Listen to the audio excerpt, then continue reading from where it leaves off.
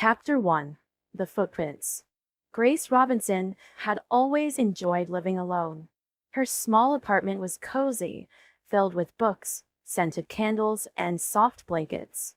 She liked the quiet, no unexpected noises, no misplaced objects, no surprises. That was why, when she woke up one morning and found a trail of footprints leading from under her bed to the door, she froze. The footprints were small but distinct, imprinted in the thin layer of dust that had gathered on her wooden floor. Grace's heart pounded. Had someone broken in? She checked the locks untouched.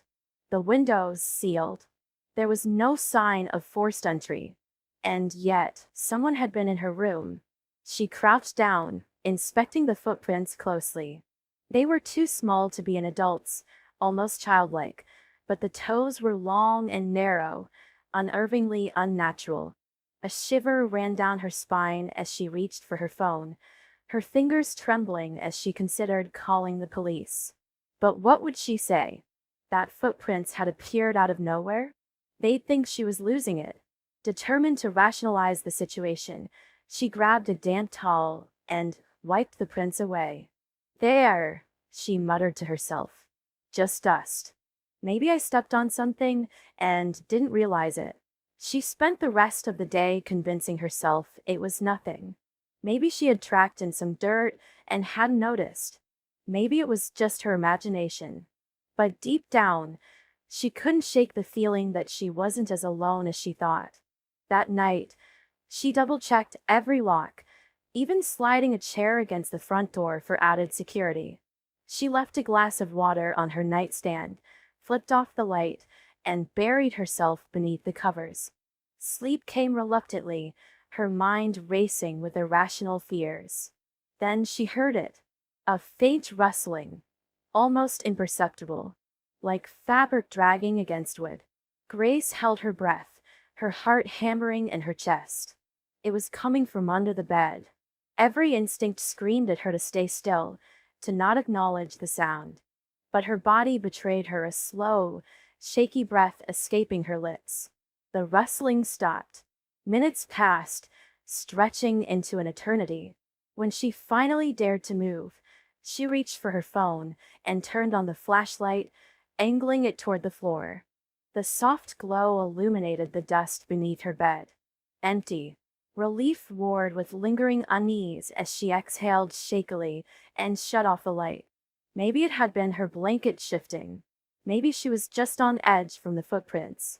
She closed her eyes, forcing herself to calm down. Morning arrived with the scent of rain in the air, the sky outside her window overcast and gray. Grace stretched, sitting up with a groggy sigh. The events of the night before felt hazy, half-formed in her mind. She swung her legs over the bed, her bare feet meeting the cool wood. And she froze. The footprints were back. They led from under the bed to the door just like before, but this time they doubled back. As if something had crawled out, walked around, and then returned beneath her bed. Goosebumps erupted across her skin as a strangled noise escaped her throat. Her breath came faster, shallow, and panicked. She couldn't ignore this. This wasn't her imagination. Someone was here. She grabbed her phone and dialed her best friend, Lucy. Grace? Lucy's voice was thick with sleep. There's someone in my apartment. That woke her up immediately. What? Did you call the police? I...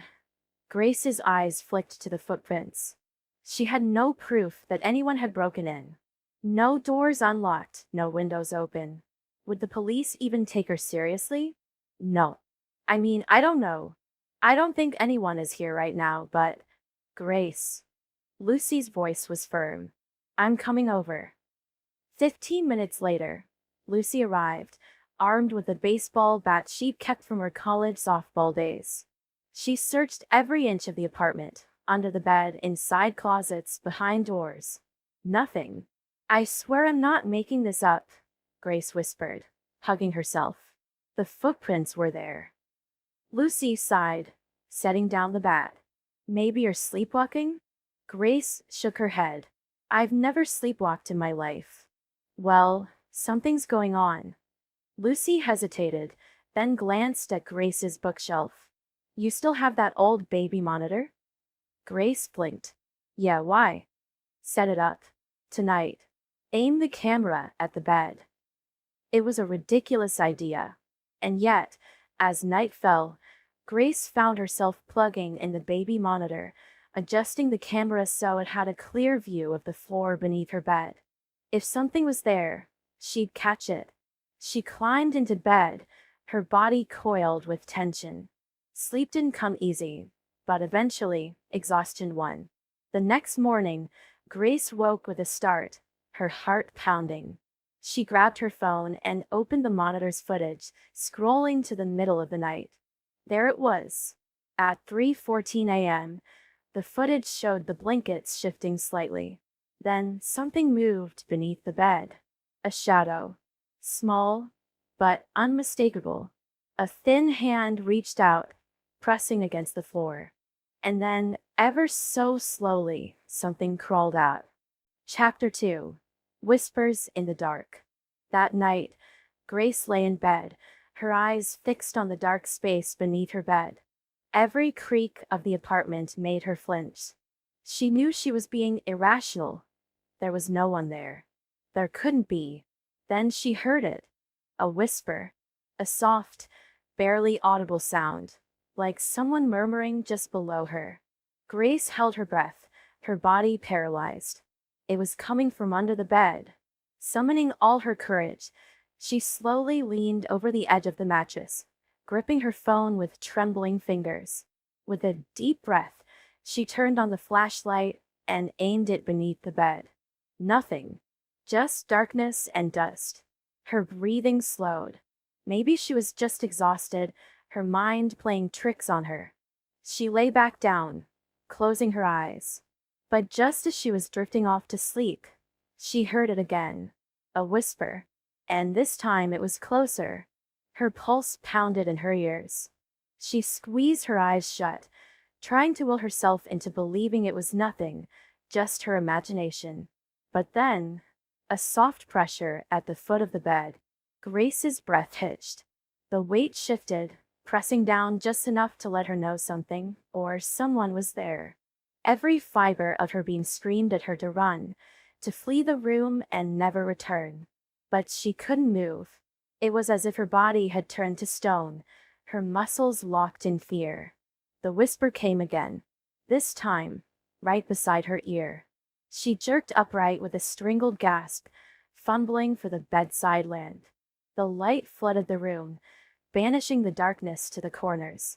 Her breath came in short, ragged bursts as she scanned the room, her heart thundering in her chest. Nothing. Just the familiar outlines of her furniture, her open closet door revealing an assortment of clothes hanging motionless, her desk stacked with books and scattered papers. The apartment was silent, save for the faint hum of the refrigerator from the kitchen. She ran a shaky hand through her hair, forcing out a nervous laugh. Get it together, Grace, she muttered under her breath. It's just your mind messing with you. Still, she wasn't about to go back to sleep, not yet. She reached for her phone and checked the time. The light was 5 nuts. With a sigh, she pulled her knees up to her chest and rested her forehead on them. Maybe she should call someone, her best friend, Olivia? No, Olivia would just tell her she was overreacting. Her brother, Matt? He'd probably make fun of her for being scared of the dark at her age. A part of her wanted to check under the bed again, to prove to herself that she was being ridiculous. But she couldn't bring herself to do it. The thought of looking and seeing something, anything, staring back at her made her stomach churn. A cold draft brushed against her bare arms. Her window was closed. The heater was off. The air in the room had suddenly become frigid, seeping into her bones. Then she felt it, a breath against her neck. She bolted from the bed, stumbling backward until her back hit the wall. Her phone slipped from her grasp, landing on the floor with a dull thud. Her gaze darted around the room, her chest rising and falling in rapid gasps. Still nothing. Her bed was undisturbed, the sheets slightly rumpled from where she had been lying. The window remained shut. The shadows clung to the corners of the room, unmoving, unthreatening. But the feeling remained, the overwhelming sensation of being watched. She snatched up her phone, her fingers shaking as she unlocked it. Without thinking, she dialed Olivia's number. The phone rang once, twice. Grace. Olivia's groggy voice answered. What's wrong? I. Grace hesitated, her throat dry. She swallowed hard before whispering, I think there's someone in my apartment. The line went silent for a moment before Olivia's voice sharpened. Did you see someone? Did you hear something? A whisper. Grace murmured. And I felt, God, I don't know. I felt something breathing on me. Did you lock your doors? Yes. Are you sure? Grace hesitated. She had locked them, hadn't she? I think so, she said uncertainly. I'll check. Stay on the phone with me, Olivia instructed. With slow, deliberate steps, Grace crept out of her bedroom and into the dimly lit hallway.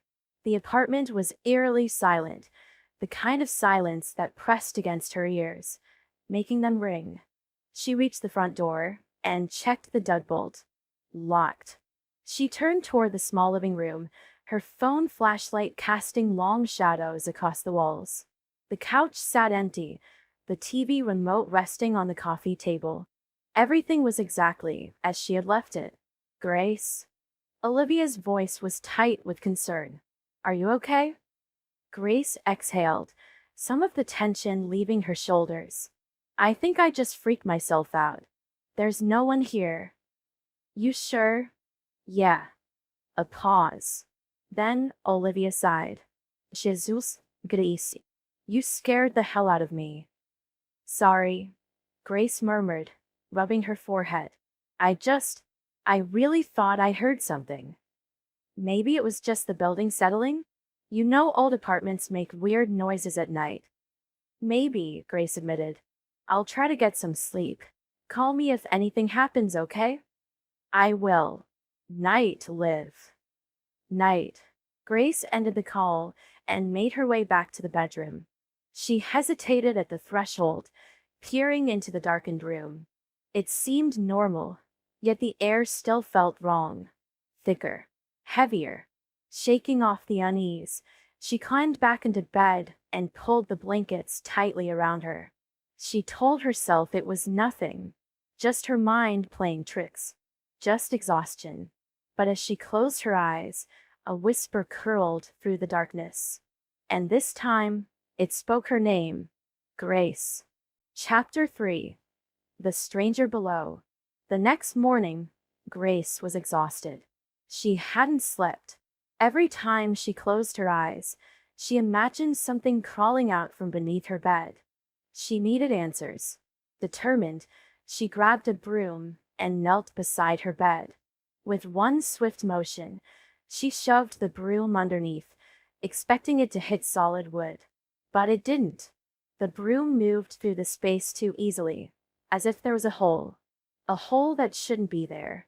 Her hands shook as she reached for her phone, turning on the flashlight again. She took a deep breath and peered underneath. What she saw made her stomach drop. There was a gap in the floorboards, a dark opening she had never noticed before, and inside it, two wide, gleaming eyes staring back at her. Her breath caught in her throat.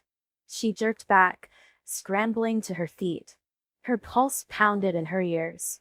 The logical part of her brain tried to reason through what she had seen, but panic clawed its way up her chest. Had it been an animal? A trick of the light? Or was something, hiding beneath her? The eyes didn't move. They just stared, unblinking.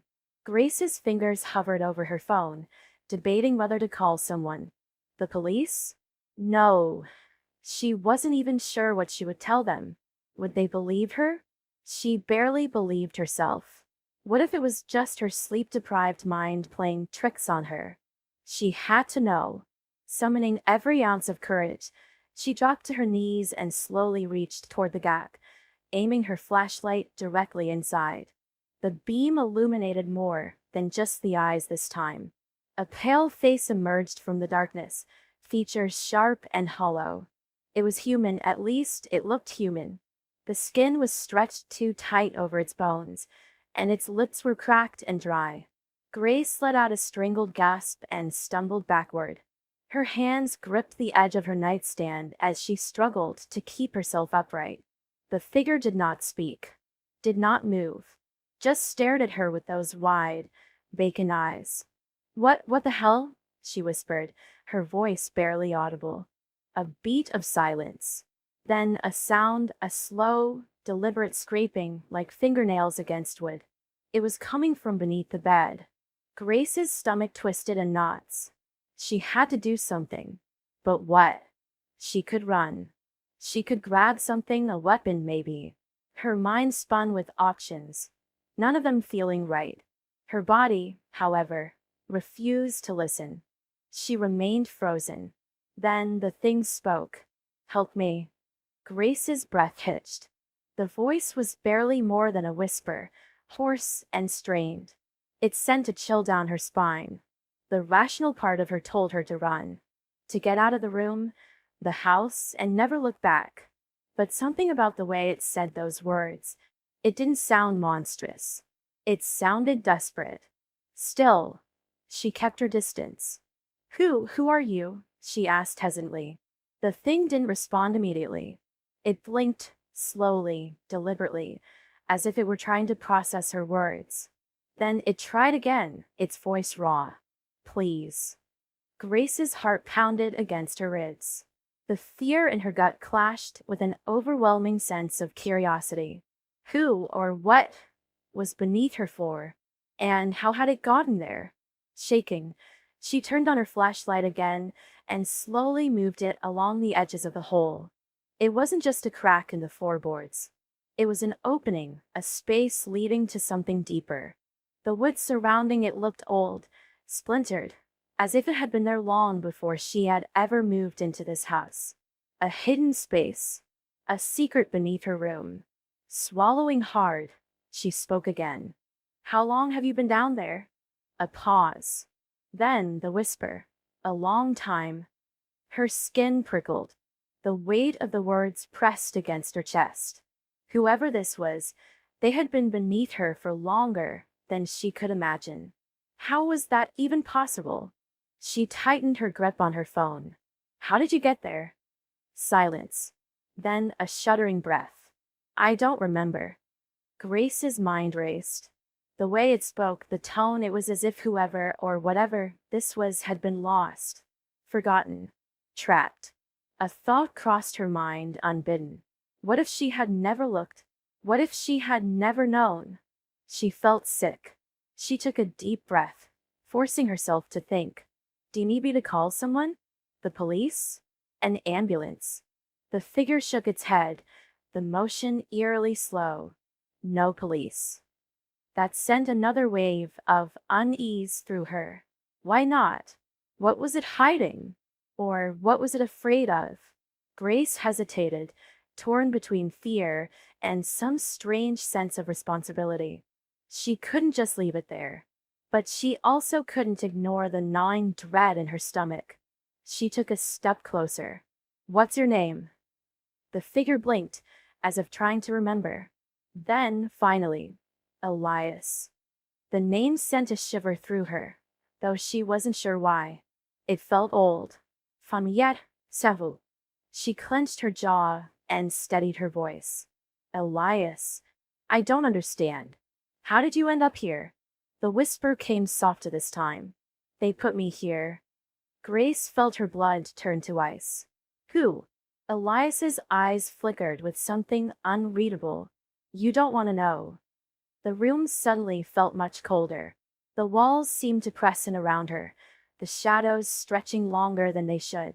Grace swallowed the lump in her throat. She wanted to run, to pretend this wasn't happening. But deep down, she knew she had already crossed the threshold. There was no turning back. Elias shifted slightly in the darkness. Please, he murmured again. Help me. Grace exhaled shakily. She had a choice to make, and somehow, she knew that whatever she decided, there would be no going back. Chapter 4. The Thing That Lived Beneath. Grace stumbled backward, a scream caught in her throat. The eyes didn't blink. They just watched her, unblinking, unmoving. Then, slowly, a pale, thin hand emerged from the darkness, gripping the floorboards. "Help me," a voice whispered. Grace's instinct was to run, to flee the apartment and never return. But something in that voice stopped her. It wasn't malicious. It wasn't threatening. It sounded afraid. Swallowing her fear, she forced herself to stay. "Who are you?" she whispered. There was a pause. Then, in a voice barely louder than the wind, it answered, "I don't know." A chill ran down Grace's spine. Whoever, or whatever, was under her bed wasn't just hiding. It was trapped. And somehow, she knew that ignoring it wouldn't make it go away. She had to decide, help the stranger beneath her bed, or pretend she had never seen it at all. Taking a shaky breath, Grace lowered herself onto her hands and knees, inching toward the edge of her bed. The figure didn't move. Only the hand clutched the floorboards with a trembling grip, as if afraid she might vanish before it could reach her. I I don't know how to help you," she admitted. "Are you hurt?" The silence stretched between them before the voice returned. "I don't think so."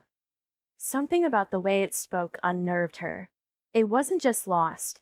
It sounded like it was forgetting itself as it spoke. "What do you remember?" she asked. The eyes shifted slightly, the reflection of her bedside lamp glinting in the dark pupils. "I was here. I have always been here." "That's not possible," Grace said, shaking her head. "I just moved in. This place was empty." The fingers twitched against the wood. "Not empty." Grace swallowed. "I didn't see you before." "No one ever does." A shiver crept down her spine. "Are you a ghost?" "I don't know." The uncertainty in its voice was worse than a yes. Grace glanced at the narrow space beneath her bed. It was impossible for someone to fit under there. Even a small child would be too large. But there it was, eyes, hand, voice. Something flickered in her peripheral vision. The lamp on her nightstand dimmed for a moment, as if a shadow had passed through the bulb itself. She turned back to the figure. "Can you come out?" The answer was immediate. "No." "Why not?" The fingers tightened around the floorboards. I I think I'm stuck." Grace's pulse quickened. "Like physically?" A pause. "No, not like that." She didn't know what that meant, and she wasn't sure she wanted to. But she couldn't look away now. Something about this thing, this person, felt different from anything she had ever encountered. It wasn't just eerie, it was lonely. And somehow, that loneliness resonated within her. She licked her lips. "What happens if I leave?" The figure hesitated. Then, in a whisper that barely reached her ears, it said, "Nothing changes." Grace exhaled slowly. The rational part of her screamed at her to get up, to leave, to pretend none of this had happened. But something deeper, something older, told her she was already part of this. She reached a hand forward. The figure flinched. "I won't hurt you," she promised. The eyes watched her, wary. Then, slowly, the pale hand lifted from the floor and reached toward hers. Their fingertips brushed, and the world turned black. A rush of cold swallowed her whole. The room, the bed, the walls gone. Only darkness remained. And within that darkness, whispers. Countless voices, speaking in hushed, broken tones. Some wept. Some begged. Some simply repeated the same words over and over. "Let me out. Let me out. Let me out." Grace gasped, yanking her hand back, and the room snapped into focus again. She was still in her bedroom, still kneeling beside her bed, but now she was shaking. Her skin tingled where she had touched the figure's hand. The eyes beneath the bed were wide. You heard them. Grace swallowed hard. Who are they? I don't know. What are they? The figure hesitated. Then, in a voice smaller than before, it said, like me. She didn't know what that meant, but her gut told her it wasn't good. Her mind raced. If this thing had been here all along, was it part of the apartment? The building? Had others encountered it? She thought back to the landlord's evasiveness when she signed the lease. How quickly he had handed her the keys, how eager he had been to move her in. What do you want me to do? She asked. The figure was silent. Then it whispered, help me remember. Grace's chest tightened. How? I don't know. Of course. That was always the answer, wasn't it? She glanced around the room, searching for something, anything, that might help. Her gaze landed on an old mirror leaning against the wall, still wrapped in the protective paper from when she moved in. An idea formed in her mind. Can you see yourself? She asked. A long pause. Then, no. Grace stood and grabbed the mirror, pulling the paper away. The reflective surface caught the dim light of the room. She turned it toward the bed, angling it downward. Tell me if you see anything, she whispered. She waited. The air felt heavier. Her ears rang with silence. Then, a sharp, panicked gasp. Grace nearly dropped the mirror.